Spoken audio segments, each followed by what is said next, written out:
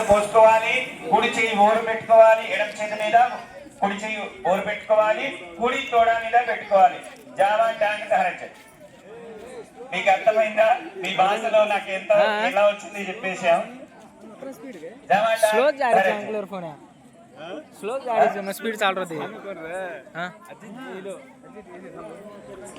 ఇప్పుడు అందరు చెప్పండి, గోవింద గోవింద గోవింద. చూడు చూడు చూడు.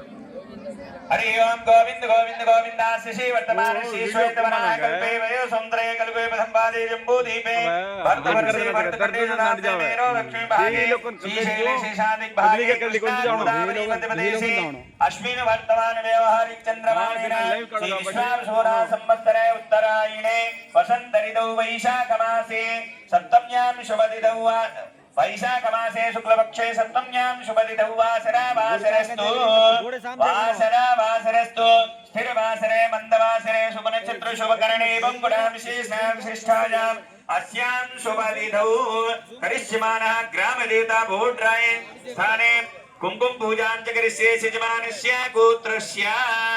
ఇప్పుడు ఏం చెప్పాలి? మీ గోత్రం మీ మనసులో చెప్పుకోండి. మనసులో మీ గోత్రం చెప్పుకోండి. ఏం గోత్రం ఎవరిది వాళ్ళ గోత్రం మనసులో చెప్పుకోవాలి.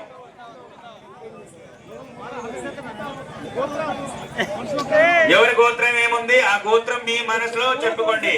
తర్వాత మీ భర్త పేరు చెప్పుకోవాలి. మీ భర్త పేరు చెప్పుకున్న తర్వాత మీ పేరు చెప్పుకోవాలి మనసులో. అలాగే మీ పిల్లల పేరు, మీ ఇంట్లో ఎంత మంది ఉన్నారు అందరి పేరు చెప్పుకోండి.